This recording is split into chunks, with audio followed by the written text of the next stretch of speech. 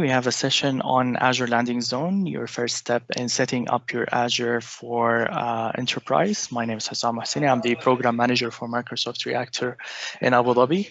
And Microsoft Reactors, as you know, are hubs for founders and developers to meet, learn, and connect to each other, and to learn about industry-leading ideas and technology from Microsoft and the open source community.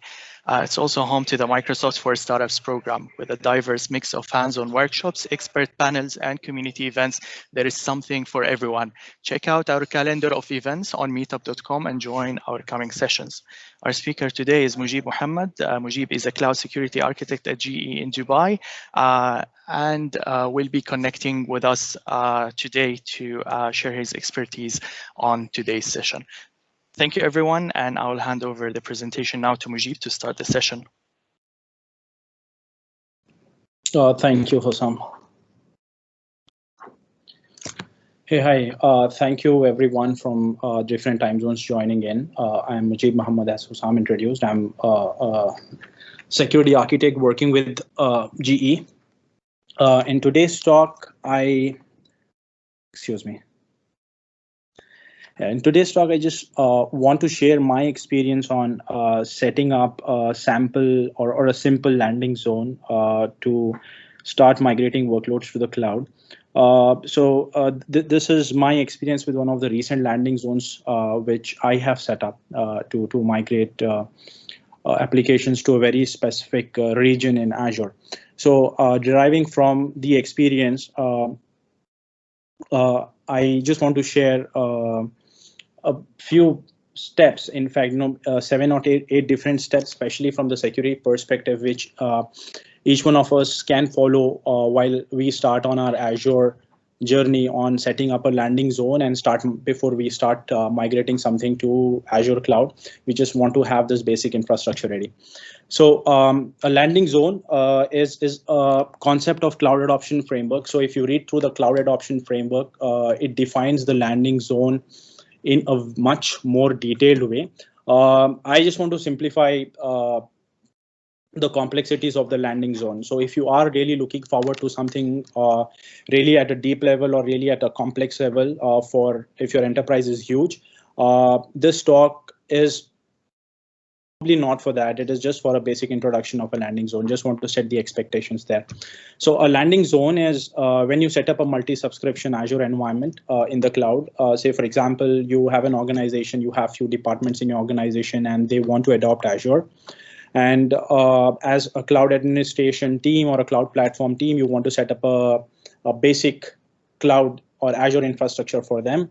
That's where you use Azure landing zone concept to set up a landing zone for them, where they have a different subscription, different management groups, and how each department can use their own Azure subscription independently, and how the cost, security, compliance, and all other policies would come into play with the landing zone. So once we have this landing zone set up, so all the applications which you want to basically to start off with, the recommendation is to go with the applications which are not very critical to the business. So that way, if you have any such applications, you can start migrating those applications to Azure, or any greenfield or new product developments which you want to start in the cloud, that you can start in Azure. So for everything, cloud adoption framework is the place where an individual can start if they are trying to set up a landing zone, and if they want to learn more about the cloud adoption framework itself. And it's a comprehensive and detailed document provided by Microsoft. And when it comes to landing zone itself, there are different architecture of the landing zone. Today, I'm going to only talk about a cloud native landing zone only, where you set up something in Azure and you don't have any connectivity back to your environment, and you just want to start hosting the applications on Azure in the cloud itself. So the link which is here, I think I can copy the same link in the chat window as well. This link from Azure gives kind of a blueprint on setting up different kind of landing zones. If you want to play with setting up different kind of landing zones models, so there are essentially 3 types of models: hub and spoke, hybrid, and pure on the cloud. So this link gives you real good examples on GitHub, and you can try it from this link. So what you see on the right side of the screen is a simple kind of a hierarchy of how things are organized in Azure. So at the high level entity in Azure is called a management group. So management group, you can think of it as a main container. Container not in the sense of a Docker container, it's just like entity to hold few things. So, and under a management group, you can have multiple subscriptions. So subscription is where the resources in Azure gets deployed. So the hierarchy of the scopes is like on the top level, you have a management group. Under management group, you can have multiple management groups or subscriptions. And the hierarchy follows like this. So there can be 6 different levels down under a management group. So when we talk about setting up a landing zone, I just want to give this 8 different points or 8 different areas to look out for when you're trying to set up a landing zone. So these areas are very specific from security perspective.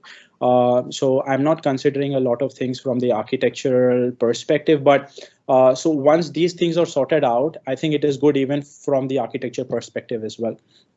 So, and this is the only slide I have. I'm not going to have any other slide. So everything which I'm going to talk about is this 8 different steps or 8 different logical units where we need to look into. The first one, when you start working on Azure, is to have Azure AD setup ready. So Azure AD is the foundational block of Azure.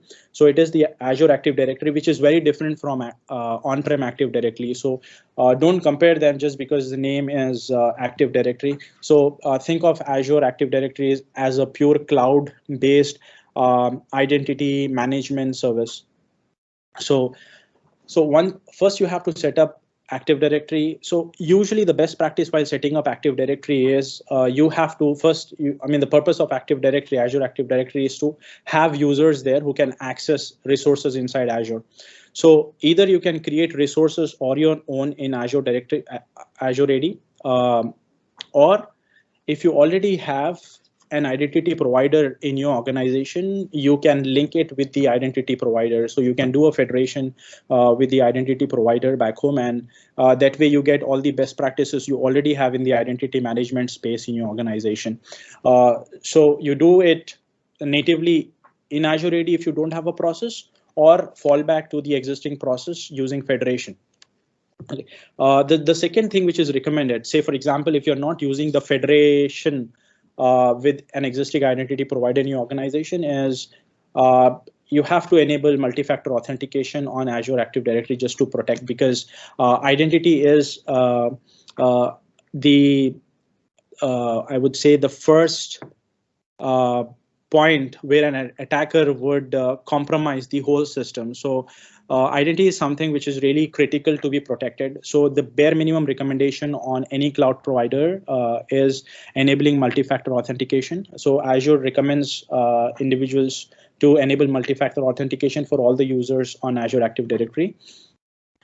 There is a concept of emergency accounts. So emergency accounts are the accounts where, say, for example, if your federation doesn't work for some reason, if the federation stops working with your back home identity provider, or say, for example, if you have a multi-factor authentication and for some reason the service is down. So there were instances when Azure MFA service itself was down and the users were not able to log into the system. So it is recommended by Azure that you set up emergency accounts, so which are more like break the glass accounts. So if something like this happens, an outage happens and it is really critical to log into the system, so these emergency accounts can be used. But as a caution, please protect these emergency accounts, store it in a safe vault somewhere, because these emergency accounts usually would be given the global admin permissions inside Azure. So these are your keys to the kingdom as well. So the second rule of thumb is working on the roles inside Azure Active Directory. So by default, the account with which you create Azure Active Directory is an enterprise account, and with that you get an enterprise role. And the the basic other role which a user would create is a global admin role. So global admin is more like a privileged user inside Azure Active Directory, which can perform all the other remaining steps which you see on the slide, setting up organization layout, policy, shared subscription, things like that. So so you really need to create a global admin role and need to have some sort of process to monitor the actions performed by global admin, and more like a privilege identity management. Just ensure that this role is not misused, have some set of process around that. And after that, you can have roles like owner, contributor, reader, security admins based on the need of your organization. Excuse me. So once you have your Azure Active Directory defined and integrated either with on-prem IDP or have it working natively, and you have the roles clearly defined on what are the different roles you want to start off with, the third most important step is the organization layout. So in the last slide, I showed you the organization layout of management, groups, and subscription. So that is really important. I just like want to give an example. Say, for example, if you are a small organization and you have two different groups who are trying to create two different business applications altogether. So what you could do is you could have a management group, root level management group. Under root level management group, you can create two different management groups, one for one business unit, another for another business unit. So inside the management group, you can either have two subscription, one for production, one for dev, or you can separate it out again based on the business requirements. So it is important to plan how an organizational layout is going to be like based on the based on your organization, your business needs. And plus, one important thing for when designing organizational layout is considering how you're going to expand this landing zone for future business needs. So it is really critical.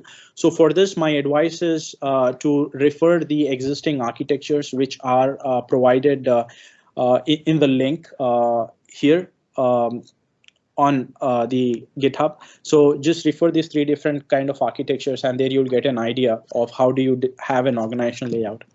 So once you define an organizational layout, so you, from the security perspective, you have to set up some guardrails, which are more like policies. Say, for example, you have you wanted to create some Azure resources for the workloads to be hosted in a zone which is managed by GDPR. So your requirement is whatever resources you have to spin in Azure has only to be created inside that particular region. So using these guardrails, you can create set of policies, Azure policies, and you can say deny all the resources which are created outside of a particular region. So deny all the VMs which are created outside of EU and things like that. So these kind of policies on a higher level, right? So these policies defines your organizational security baseline and security health.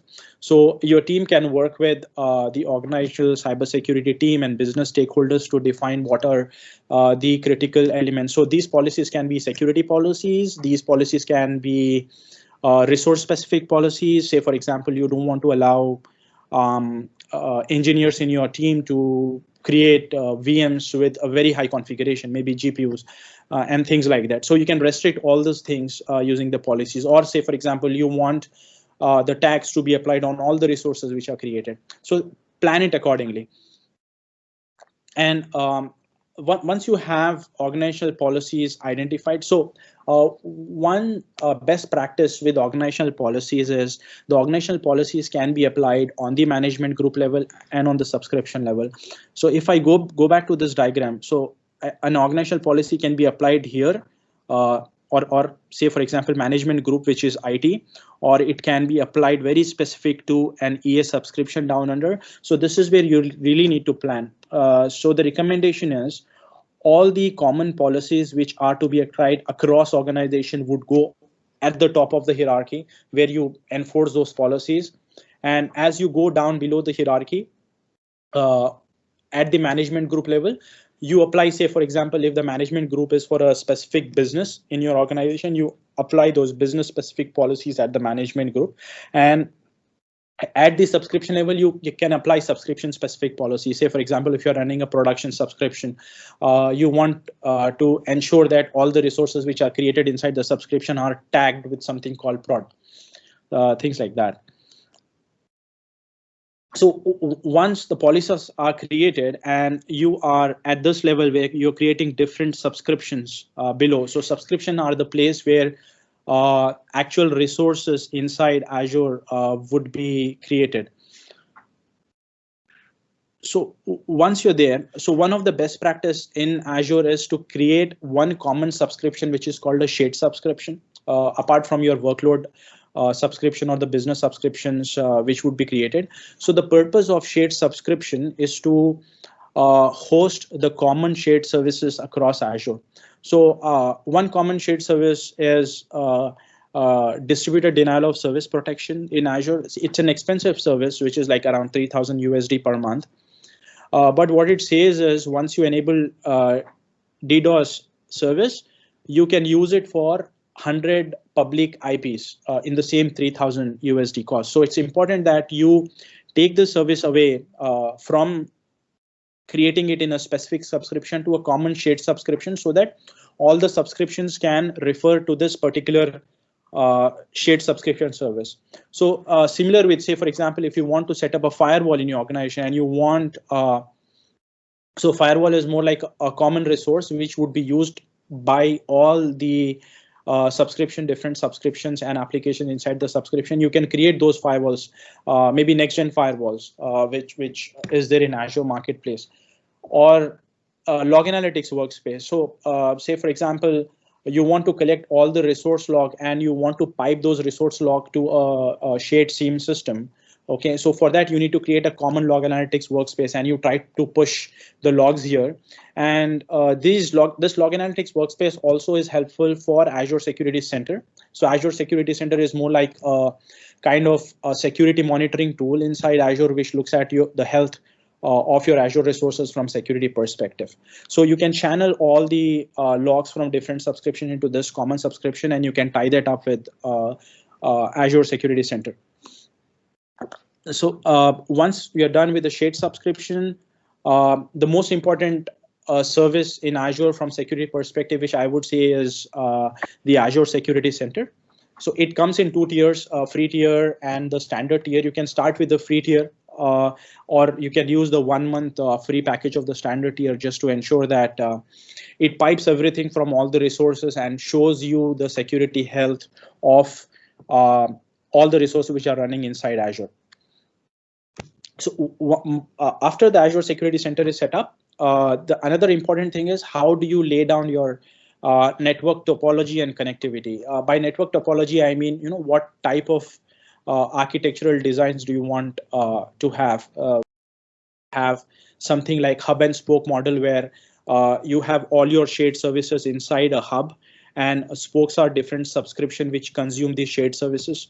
Is this the way you want the architecture setup to look like? So these are the discussions which have to be carried out between product teams, security, and the broader enterprise architecture team based on the business needs, the security, as well as the regulations, industry regulations across a particular region. And the connectivity is like, how do you want to do, say, for example, you are developing applications for development environment. Okay, something is out there in development environment, which is a cloud native application, and you're developing it in the cloud completely.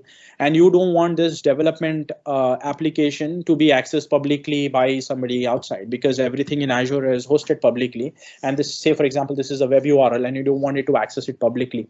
So how do you want to restrict the connectivity of this particular URL, which is still under development, to people inside the company itself, inside the organization itself? So these are the few decisions which you need to take. So the provisions are available in Azure.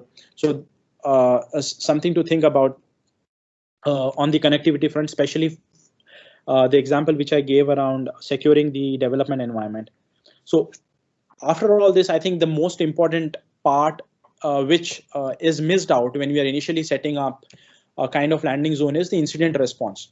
So we have set up all the security settings. We have the log analytics workspace. We have enabled probably diagnostic logs, activity logs, and we have our policies ready. A lot of data is flowing in, but what are we actually doing with the data? Do we know from where the traffic is hitting our application? Has there been any data leak? So incident response has to be planned. So if your organization have a native incident response capability, you pipe everything, all the information from log analytics workspace or through event hubs to the on-prem incident response tool, or you can also use in parallel the Azure native capability called Azure Monitor. There is a service in Azure called Azure Monitor to provide a basic incident response. Say, for example, recently I was working on one requirement where the team wanted to track any egress of data from the blob storage. So this was a secure blob storage for data archival, and where a lot of kind of important information was kept. And so in the real time, there was a need to track if there is any egress from this particular blob storage, because the blob storage was all tight and restricted. So these kind of alerts and mechanisms can be enabled using Azure Monitor. So these are given natively by Azure. So you can leverage all those alerts provided by Azure itself. So these are basically what I feel are the kind of high level different areas to look at if we want to set up a simple landing zone. I mean, this is for sure not considering all the complex architectural requirements, but this is a basic landing zone for any kind of basic organization setup. You have a couple of applications, you want to go live with them. So once you are done with setting up a landing zone, it might look something like this. So again, the snapshot which I have taken is from the links which I'll be sharing in the chat window. So you have this root group. Under root group, say there's an organization called Wingtip. So Wingtip has its management group. So an organization can apply its own organizational policies at the topmost management group, which is Wingtip, and you can start monitoring at that level itself.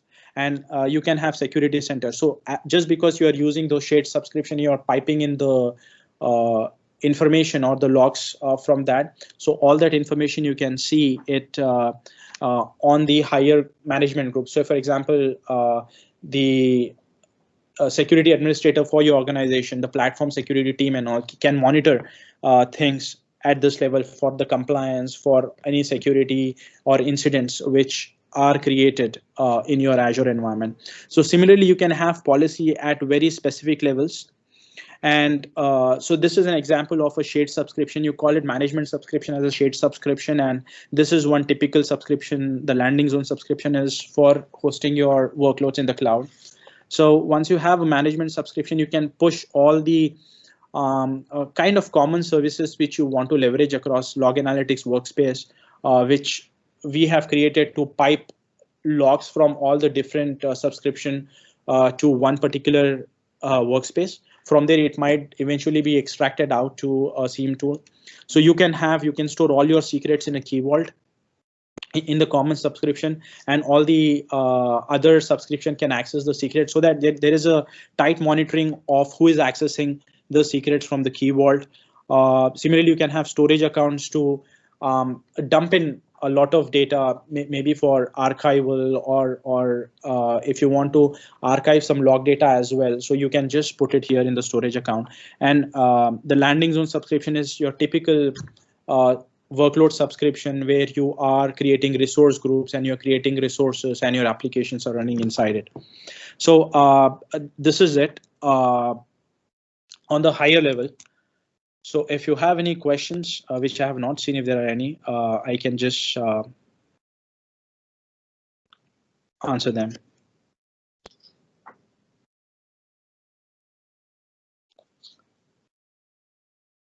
Apology, I'm just trying to copy the link, and once I copy the link, I'll just share it. Excuse me, I have a question. Sure. This is Mohammed. I'm one of the architects at Capgemini. Would you say it's better to start with in a sort of enterprise project with a sort of pre-built landing zone and then go back and make changes accordingly, or would you advise to start and design the landing zone from scratch and then start building the blog from the ground up? So essentially using the GitHub enterprise landing zone, which is Microsoft obviously starting point, or would you prefer to design from scratch and build? So Michael, the landing zones or the reference architectures which Microsoft provides is a really good place to start off with. But what I have seen typically is there is a lot of agreements and disagreements across the team in the architectural board discussions. So I think it's a mess. We can start at least the discussion by taking the reference architecture from Microsoft into play, and then if it works out in your architectural board, it's better to start off with that because they have defined clear landing zones. But every organization again will have a different way to design their own hierarchies, especially around management groups based on the business units and things like that. But definitely it's a very good place to start. Okay, thank you. Hi everyone, if you have questions, please send them across or just unmute yourself and ask them to our speaker. I got this session recorded, so we'll post it later on YouTube and it will be available for all on demand. Okay. Okay, Chris has a question. Is landing zone new? When was it released? So landing zone is not a new concept. It's a concept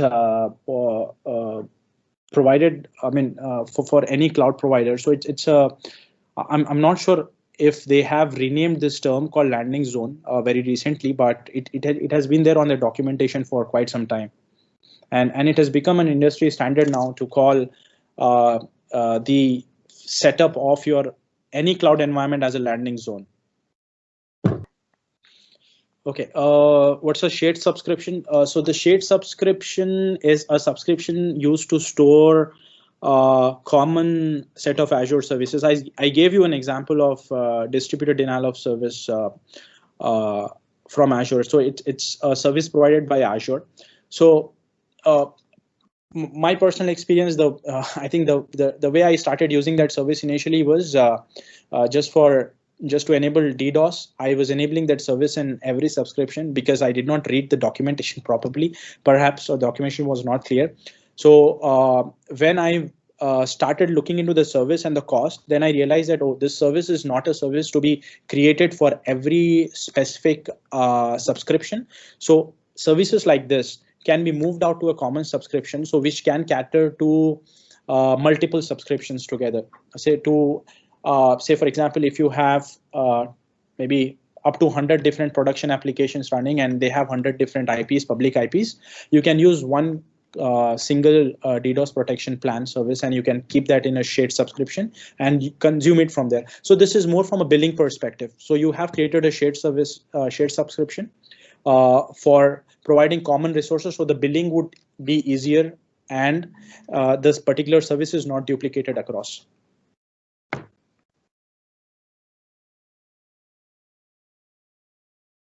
Okay, Dani has a question. What about multiple tenant setup and how we can use this?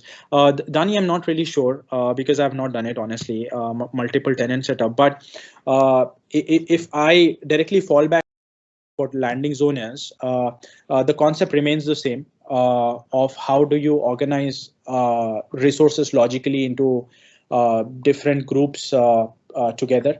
So I think the concept would probably apply similar to the multi-tenant setup as well, but I'm not really sure. I'm sorry. So I don't have a very confident answer for that. Also, I think for those of you who are online, so I recently went through an article where you can set up the entire landing zone through infrastructure as code as well. So Azure has recently released something. It was still in the very primary stage, but you can codify entire thing and you can provision it through your CI/CD pipeline, and that's where you can track all the changes to the landing zone. I mean, just if you want to have an immutable infrastructure, so you can do it to the landing zone as well. Yes, Patrick, operations and business continuity are plan of setting up a landing zone, especially so the cloud adoption framework, which I was talking about. If you get into the cloud adoption framework and read through different stages, so it does talk about BCDR as one of the important aspects of setting up landing zone. From operations, I believe I understand how do you operate the landing zone, in the sense how do you manage it, say for example, either from the policies perspective or through creating a kind of channel for the administrators to log into the system and perform various activities. So yes, these are also the considerations for the landing zone. From the operations perspective, right? The example which I gave of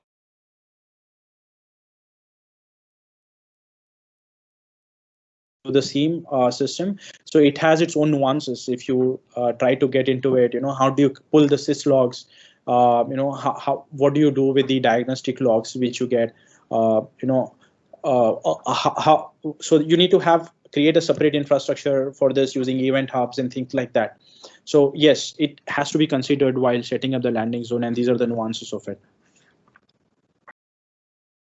And basically, on a high level, right, 80% of the times when we talk about the large enterprise organizations, who are bounded by different government regulations and who hold some really important data and things like that, they invest a lot to tighten their whole cloud infrastructure ecosystem, and they're very careful about migrating what apps they want to migrate to the cloud, and plus. They use a lot of tools from the marketplace, from different vendors, to tighten their security in the cloud. So this is what I've seen. So the intention of this was, especially this talk, was to give a very basic overview for somebody, right, who doesn't have very tight regulations and who just want to start with the cloud, exploring cloud for their organization, and then on expand it. So I just wanted to give a flavor of that. So I believe we have 10 more minutes. So if you have any questions, you can drop it in the chat box. As a tip, right? So when we are especially setting up Azure Security Center, most of the times I felt that although Azure Security Center is set up, it is not watched properly or continuously by either the if you don't have a dedicated security team, especially the operations team, they usually don't watch it. So there is an alert section inside Azure Security Center, which really gives some important alerts. Say, for example, if there is a kind of a suspicious activity on your Azure AD account, those kind of alerts would definitely be shown in the Azure Security Center alerts tab. So do keep a track of it. So Azure Security Center has recently released an automation feature as well. So if you really want to automate this whole stuff, you don't want to manually track it, you can use Azure Logic apps to automate the stuff if you're getting any alerts. So that can be either shared through email, or if you are using any collaboration tool, that can be noted on a collaboration tool too. I think, yeah, and another important thing which doesn't go with the landing zone perspective per se, but just to keep a watch out on, is the cost. I think I did not talk about the well-architected framework. So cost optimization is the first kind of pillar in the well-architected framework. So you can use Azure native services for monitoring the cost of your applications, and just try to see if you can get discounts from Microsoft if you're trying to use VMs, dedicated VMs and things like that. So that is one important thing. And also look out for services. Okay, if you don't use a higher tier over lower tier of a particular service, don't go for a higher tier just because it is available, because initially it's very difficult for any organization to control everything through the policies. Okay, so it becomes a question of flexibility versus giving flexibility and power to the product teams versus doing a micromanagement and controlling everything. So use Azure resources judiciously and have a plan to keep an eye on your budget and spending too, especially on Azure. So especially in my experience, I have seen log analytics. So most of the times, new teams would start enabling diagnostic logs for each and every activity. So just be careful with the diagnostic logs, because it would soon pile up GBs and TBs of data, and that would really start costing you heavily on the log analytics front. So just be very cautious about what logs you want to enable from the diagnostic perspective and what logs you want to avoid based on the business requirement. Well, I don't see any more questions coming in. So if you have any questions, probably, if I can help you with something, you can drop me a note on LinkedIn. I can probably help you there, or probably if you can reach out to Hossam, and he can route that question to me as well. And I think that's it. Hossam, do we want to conclude or wait for 5 more minutes?